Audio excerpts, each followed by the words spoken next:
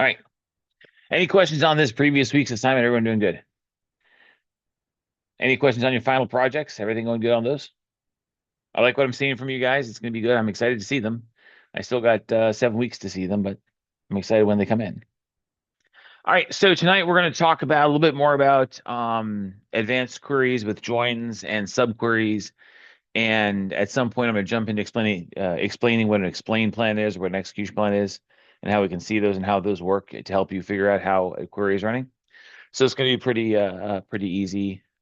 Not a whole lot of new code tonight. Going to revisit some old favorites. Just go over a couple queries and seeing how left joins and right joins work and how to utilize them. And then we'll jump into explain plans, which explain plans aren't well. Okay, so in Oracle software, which is MySQL and Oracle, they're called explain plans. In Microsoft SQL Server, they're called execution plans. I prefer execution plans, but I live in a world of Oracle now, so I'm trying to remember to call them explain plans. So let's begin. So I got some queries here. Again, simple stuff. Um, all I'm doing here is I'm left joining the inventory. So I'm joining the film table, left joining to inventory. So I want to find out with this query, are there any entries in the film table for films that don't exist in inventory? Meaning, was that film stolen? Was it removed? Does it not exist anymore in the store? And I'm looking for where the inventory ID is null. So I'm looking for a title and inventory ID. So when I run this, so I've got 42 rows where these are movies that exist in film but don't exist in inventory. Okay, so again, practical use, if you're in a rental situation, is what I've rented in the past missing? Here, I'm doing a right join. I'm taking the address and right join to the city. So I'm looking for any cities that don't have an address. And we start with London. There's no addresses in London. Okay.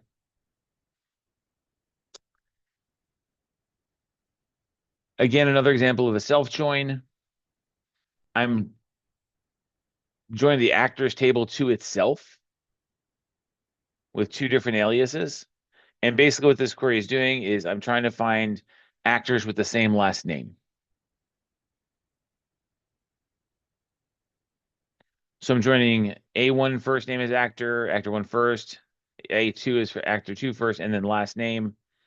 I'm joining the actors table on last name. And there's a couple important things to look at this one. So here, and then I'm doing where the actors ID don't match each other. When I do a join, it does not have to be on a column that is foreign keyed. Joins can happen on any column at all. The benefit of doing it on a column that's foreign keyed is that the indexes kick in and help you with your searches. When we do explain plans, that'll make more sense in a minute. Okay. But so if I'm trying to do a search, whether it be a where clause or an on clause, and I'm doing a column that's indexed, that column is in order from A to B or one to whatever. And if I'm looking for something in the where clause, I can find it a lot faster because I know where it is, right? If I'm doing it on a column that is not indexed, it's going to index by the primary key, which has nothing to do with this case alphabetically. So it's going to go R bar. If I'm looking for last names that start with an L, it's going to go through every line to find the ones with L, as opposed to finding the section that the L's are in. Does that make sense?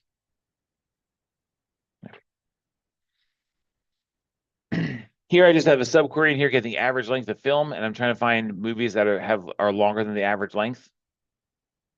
It's a very simple query.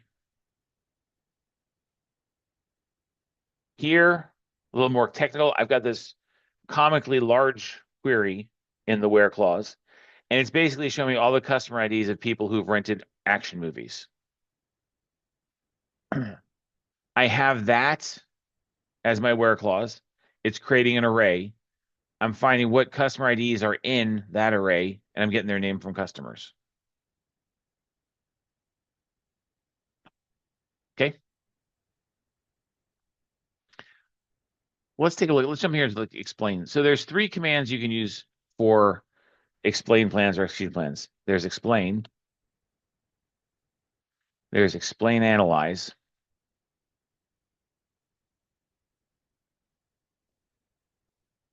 and then explain format. In this case, we'll do JSON. So basically what an execution plan or explain plan does, it shows you how the search is going on the tables. So let's just explain this one.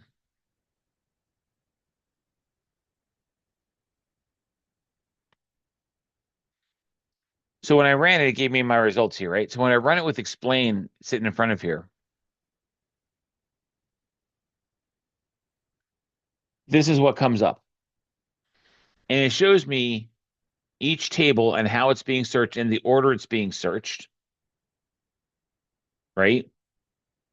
And then it's telling me what indexes are being used, what the possible keys are. So here it looks, so here. So the first one is C, and here I look and category. So the first table it's going to is actually category. And this column here tells you what key it's using. So it's using the primary. Where's my order? Yeah. Where to go? It went out of order now. So it's here. So let's see. It's using the primary key because it's the first table. It's returning 16 rows. It filtered 10% of them because it's using a where clause. Okay. So that went first. They're all out of order here. So here it's using the index in the inventory table. It's reference table. It can possibly use one of these two. It's either using the primary key or the index called FK film ID. It's going to use that one. It returned 4 rows. Okay. So it goes and tells you how each table is used, what the possible index that could be used are, what index it actually did, and how many rows were selected, and what table it references. Okay. If I add explain analyze to this,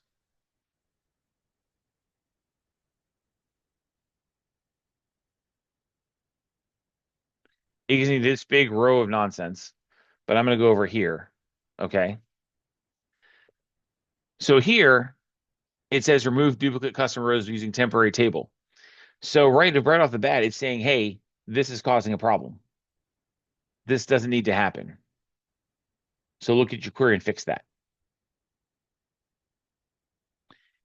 If you were missing an index, it would tell you here. If you're missing something or something's wrong, it's going to tell you here because it pseudo analyzes the query. Here, nested loop inner join pulls in 610 rows. It returns 1112 here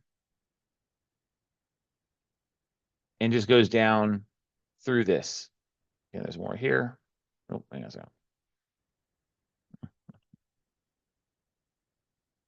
Down here, it's your statistics. It ran in 0.06 seconds. No full table scans. It examined 2,616 rows. It sent back 1 row. It created 1 temporary table because this command actually creates a temporary table. Okay. Get rid of this explain here. All right.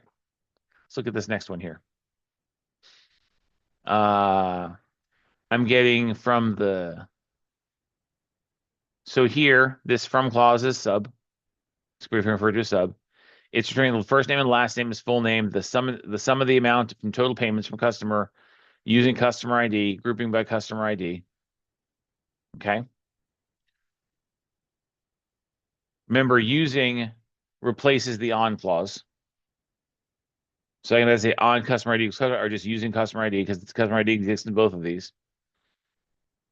And then I'm selecting the full name and the total payments where this total payments is greater than 150.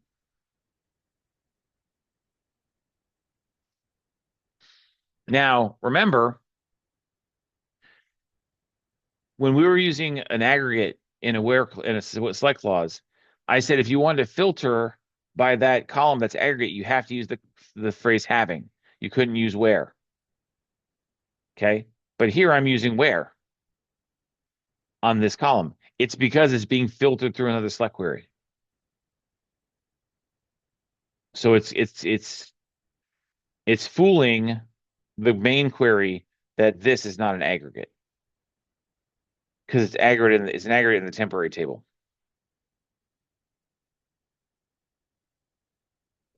Okay, let's skip that one. Let's go. So here, let's talk about exists real quick. So I've got this query here that says select one from film actors FA where film actor and actor ID equals 1. So we're in a clause, we're in a where clause. This is referring back to this. So it's interjoining these. And what's going to happen? This query is going to run through the film actor table and it's going to return a 1 or a 0 where the actor ID matches. If the actor ID is not in there, it's going to return a 0. If the actor ID is in there, it's going to return a 1. So what's going to happen here is this exists and not exist command is looking to see whether that column is a 1 or a 0. So when I say return this, where it doesn't exist, it's not going to return anything that returns a 0. So if I run that, it's just going to give me 2 names because these 2 actors don't exist in any of the films. Make sense? It's a fast and dirty way to find out if something exists. You can use it. You could also do it with a left join. You can do it a number of ways, but this is just another way to do it. So let's look at this bad boy. I'm selecting name from category as category name, and I'm getting the sum of the amount as total revenue from the payment table. I'm joining category to film category, joining inventory to film, rental to inventory, payment to rental, grouping by name, having a having clause where it's greater than 3,000, and then I'm ordering by total revenue. So this is what it gives me. So let's throw explain, analyze on this.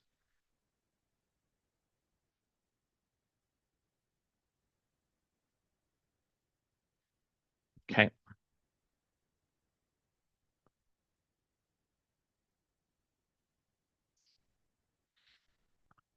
It likes the query. It says there's nothing wrong with it.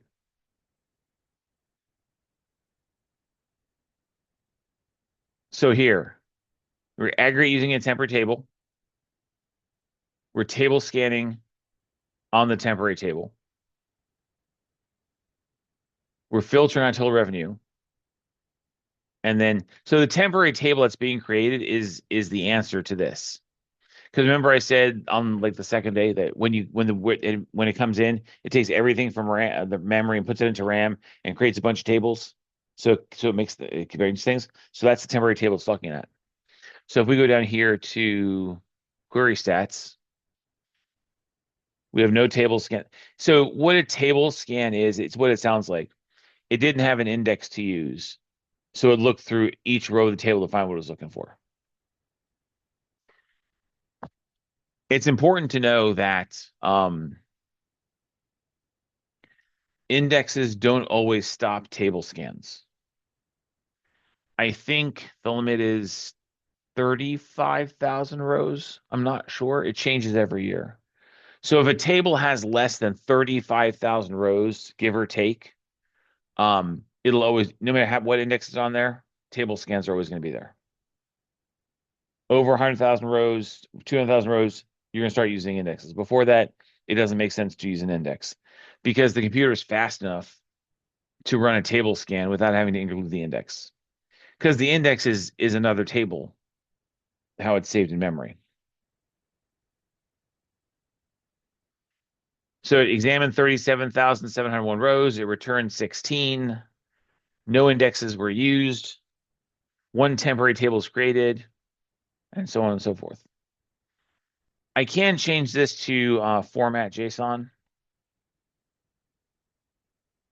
if you're into that, because what it does, it just takes it and returns it in JSON. So anyway, I prefer just analyze.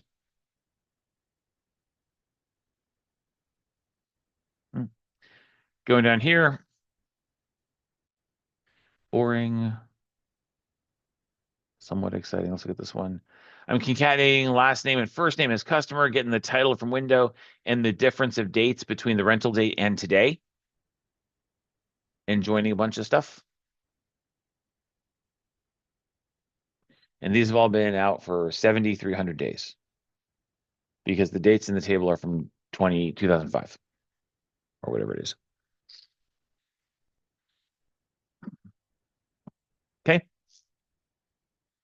Oh, before I forget, sidebar for a second.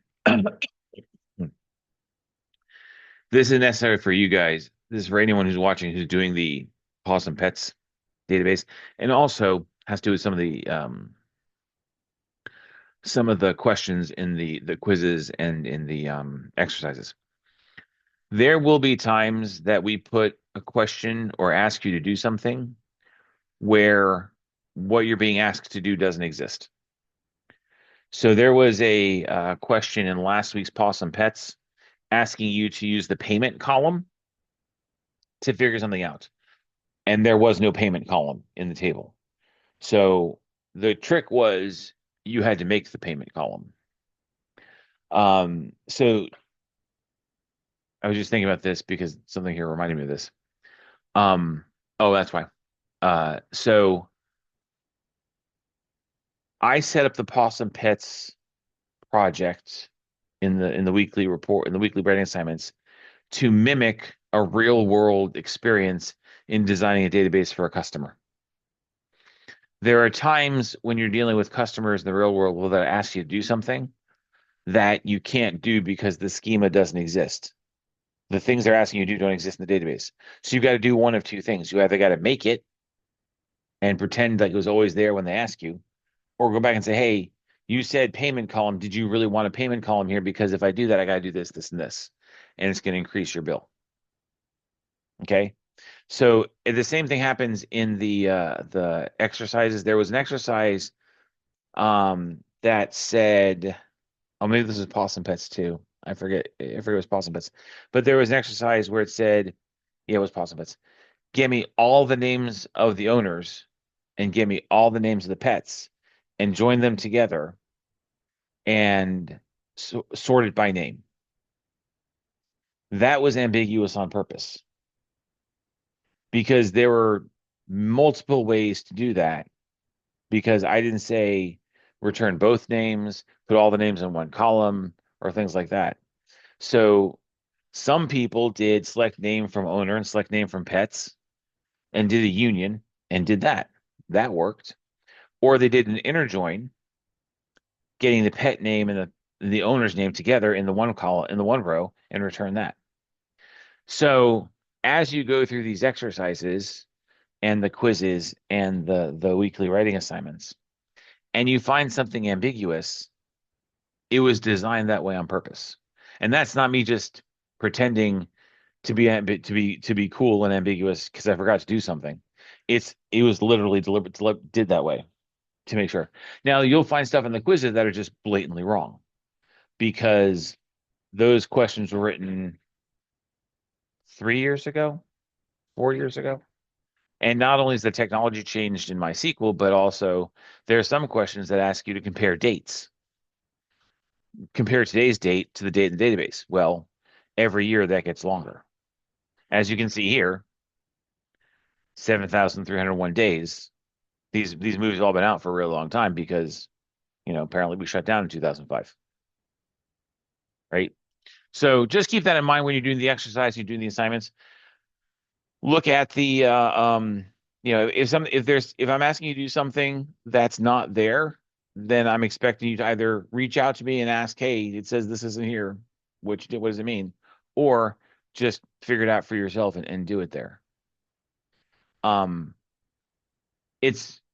It's trite to say there are no wrong answers, but in some cases with this, there are really no wrong answers. So I did a job interview a couple of years ago. So it was an opportunity to work for Universal. And I jumped the chance to go interview at Universal as a database administrator. What I didn't know was Universal has many different parts to that company. And the company that was advertising for the position was the Golf Channel. Now, y'all don't know much about me, but it's pretty safe to assume that I'm not into golf. Uh, I find golf boring. When I had a cube at work, I had Superman statues, Star Wars statues, Greenland. I had all the fandoms and everything in my cube. When I walked through the office of this place, everyone had golf stuff in their cubes. Golf balls, golf tees, golf clubs, golf shirts, golf shoes. I was never going to fit into this place. Anyway, that's not the point of the story. That's just a funny observation of it. While I was in the interview, they asked me to write a query to do something. I forget what it was, but it was find information by date and sort it a certain way, blah, blah, blah. So with every new iteration of a database engine, there come new commands, new capabilities, new things like that, right? So they asked me, I think SQL 2020, no, SQL 2018 had just come out. And so I go and interview for the job and I write the query and the guy's like, well, you didn't use this, you didn't use this clause, you didn't do this, you didn't do that, you didn't do that. First of all, I don't do well in situations like that because if you want something, ask me for it. Um, but the point, what I told him was, you asked me to complete a task with no instruction. I just completed the task. If you wanted something different, you should have been more specific in what you asked me. If you say go get a dog, and I run to the dog store and bring you back a lovely Cocker Spaniel, and you come back, I bring back to you and say, no, I meant a hot dog with mustard. I'm like, well, you didn't classify that, so here's your Cocker Spaniel. I say that because my Cocker Spaniels are right over there. Anyway, yes, I'm talking about you. Anyway, so it's important in these exercises, and this query is what reminded me when I saw the union all. It's important when you're doing the exercises and the writing assignments and stuff to really think, because whether or not you're going to be a DBA or a developer or work in the IT field, I can guarantee you're going to be in a situation at some point in your career where someone's going to ask you to do something and give you 25% of the ask and expect you to fill in the other 75. And it's not because they're testing you like I am. It's because they don't know what they don't know. They want something and they don't know how to do it, and they're expecting you to go do it. So, you guys you didn't fall into that because you weren't doing the possum pet stuff.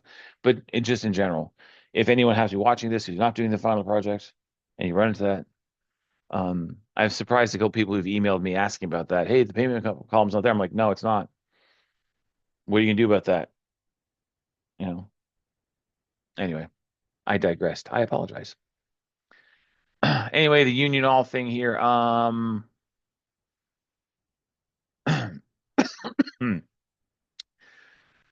getting title. I'm coalescing count and inventory. And coalescing means if this comes at any non-rational number or null, it's going to return 0 as copies available. From film, I'm left joining inventory. I'm grouping by title, and I'm ordering by copies available. So the copies available here. Let me get to 10. So I'm coalescing and aggregating and outer joining in the same thing. So I'm left outer joining, and run this. All of these are 0 because they were coming back null. I've said it before, I'll say it again. Nulls are evil things. You want to do away with them if you can. Sometimes you have to have them, but returning a null always confuses the query.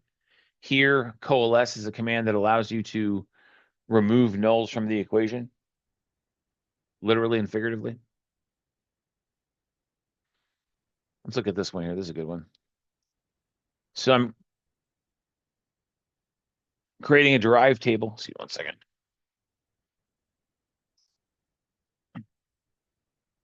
Hey. Oh, you don't see her. Here. Say hello. Say hello.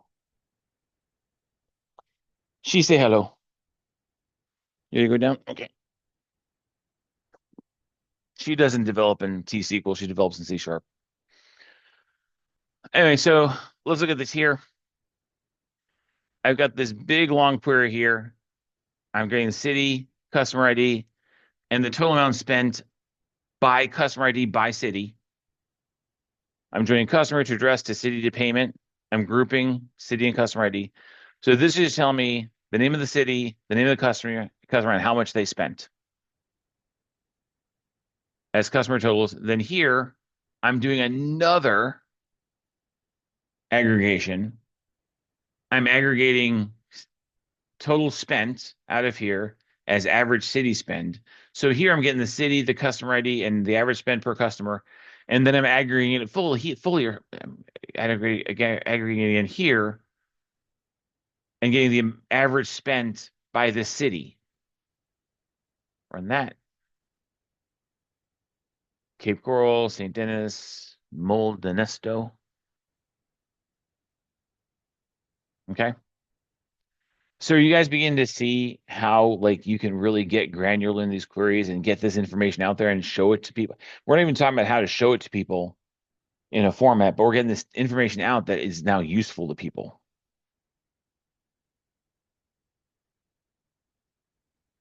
Let's see.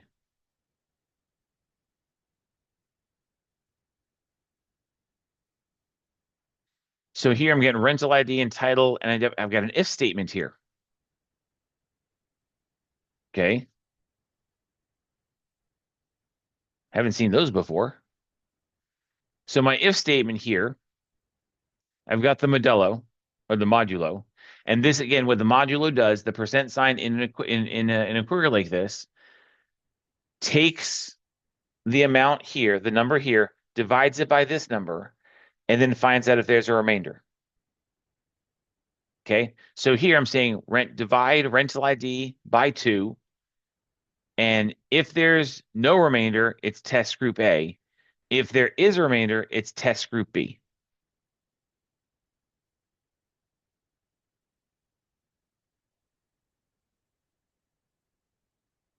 Okay.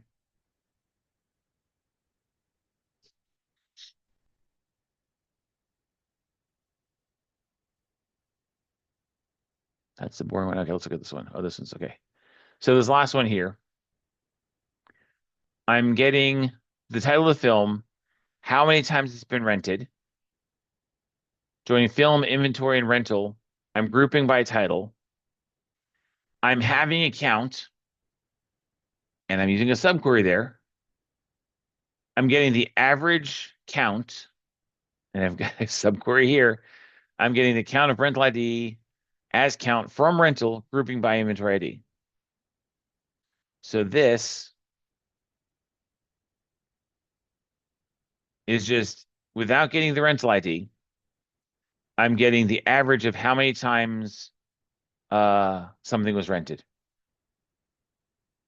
Here, I'm getting an average of that.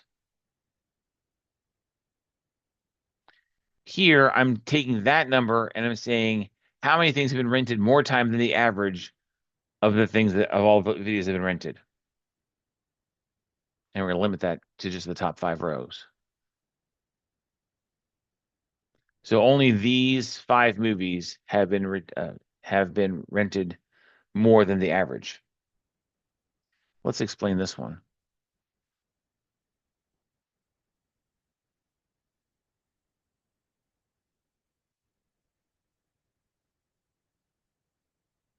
Okay.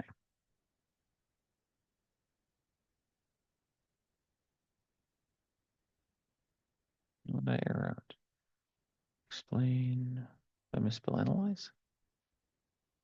Oh, I know what it is. I got rid of select by accident. All right, there we go. Now it's going to work. All right. Let's look at my form.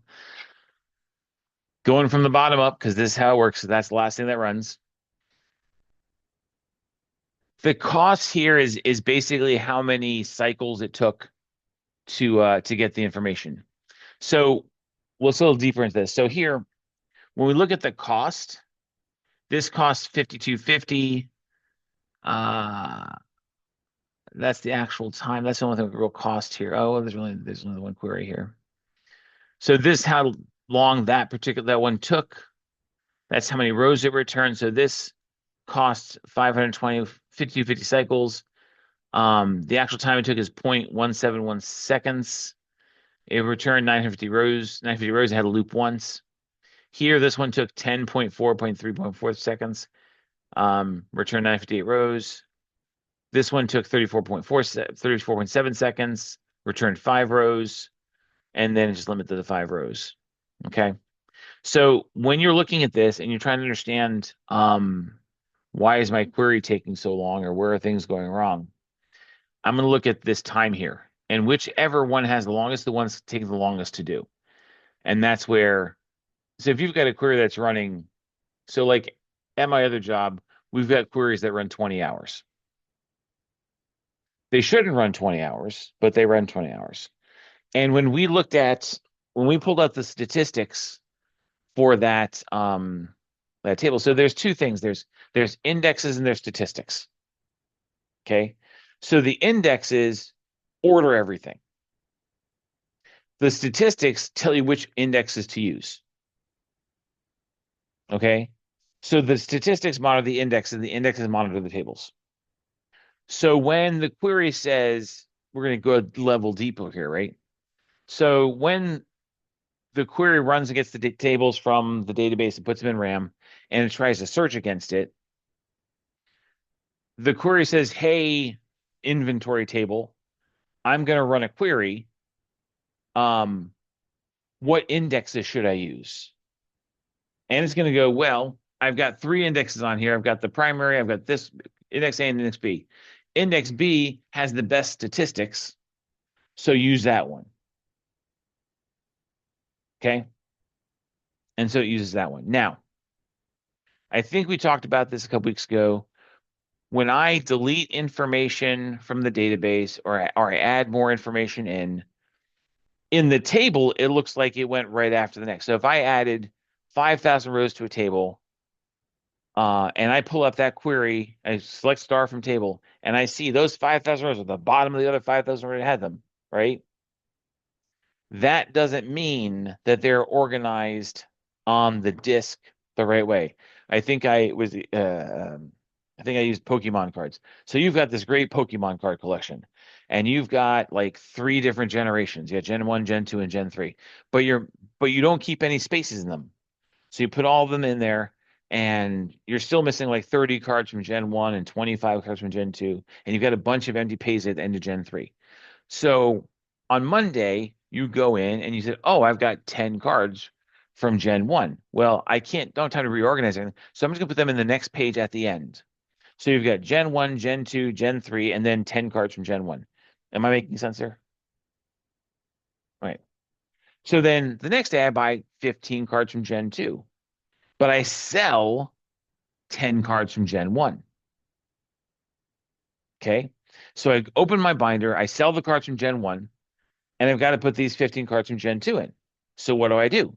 I start filling in the blanks in Gen 1 with Gen 2 cards, and then at the end, I put the Gen 2 cards in there. So I've got mixed Gen 1 with Gen 2, all of Gen 2, all of Gen 3, and at the last couple pages, I got some Gen 1, Gen 2.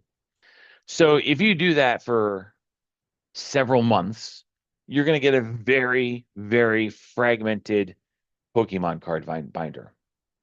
And so what do you need to do? You need to go back in, take all the cards out, put all them back in, and reorganize them. So indexes get fragmented. Okay. Um,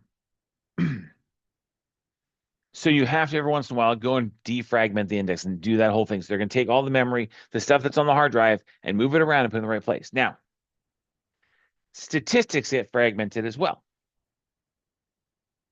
When you rebuild the index, it doesn't rebuild the statistics. I mean, when it does rebuild the statistics. But what happens is, so if you have this query and you start inputting, you have this table, you start inputting things and it takes out of order, and the indexes get fragmented, but they're not very fragmented. The indexes aren't really sure what the best index is anymore. So they send you to the wrong index. because you've added 500. Remember I said like 20,000 rows is nothing, right? So you added 20,000 rows to a table. The table, the index is fine. The index is not bothered. It's like 1 or 2% fragmented. But that statistic on that looked and said, oh crap, we got more rows here. I'm not sure the right index anymore. Don't use this one, use this one. So now the statistics are wrong. So you can go in and you can rebuild the statistics. In week, we're in week 6. I think week 8 or 9, we talk about building indexes. And I'll talk about how to rebuild them and rebuild the statistics, right? But my point is here, since we're looking at execution plans, if I look here and I see like this particular one here is running 35 minutes and everything else is in sub-second range. When I look at this execution plan, I say, okay, this part is the part that's causing the problems. So I need to go and find out what that part is. The fun part is you can take this result here and drop it into an AI and say, what's wrong with this query? And it'll analyze it for you. Another cool thing, this year, Oracle released, of course, Oracle 26 AI, and Microsoft SQL released SQL Server 25 AI. Guess what they do? They analyze the execution plan for you and tell you what's wrong with it. Here's the secret. That was already there. It's been there since 2022. But now they call it AI, so they can charge $10,000 more.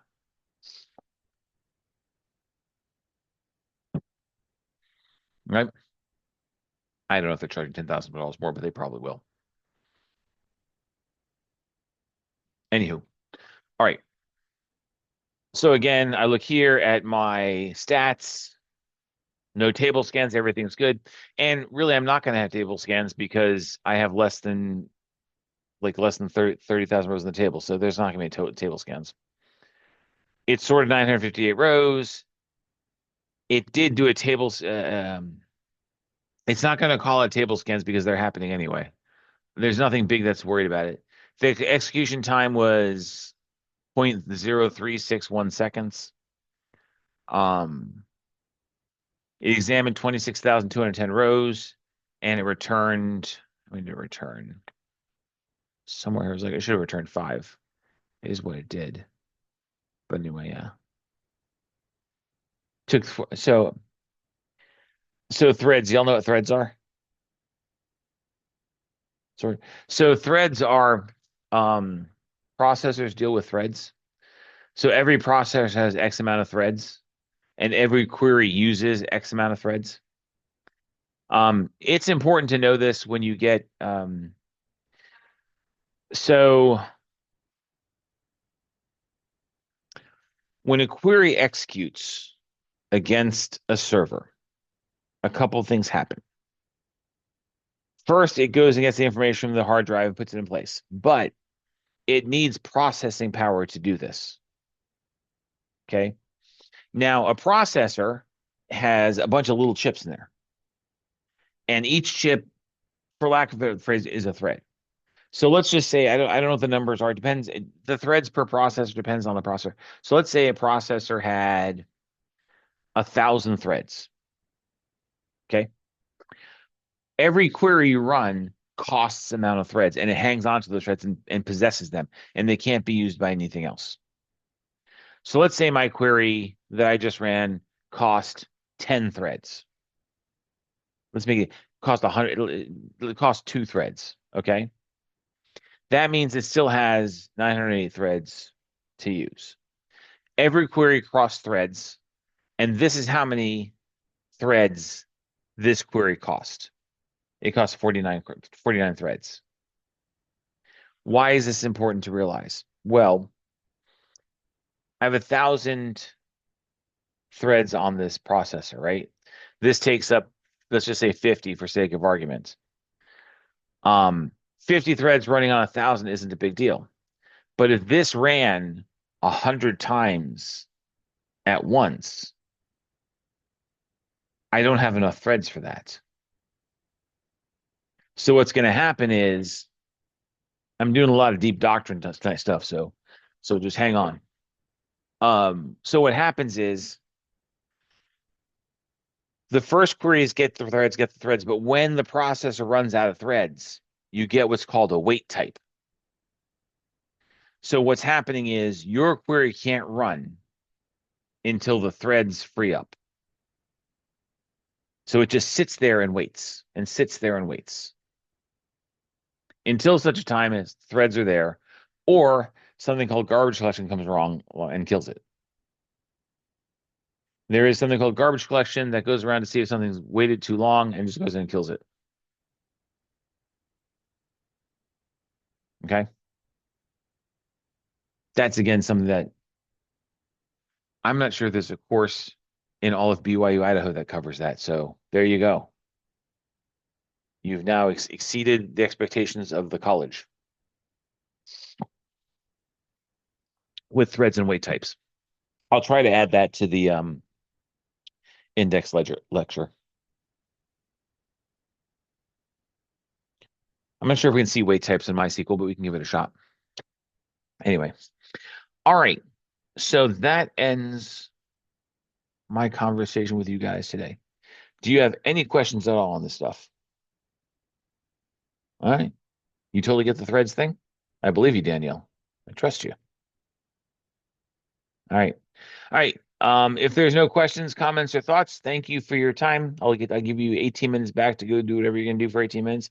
I, for one, am going to go to bed because it is almost 10:30 here, and I gotta teach seminary in the morning.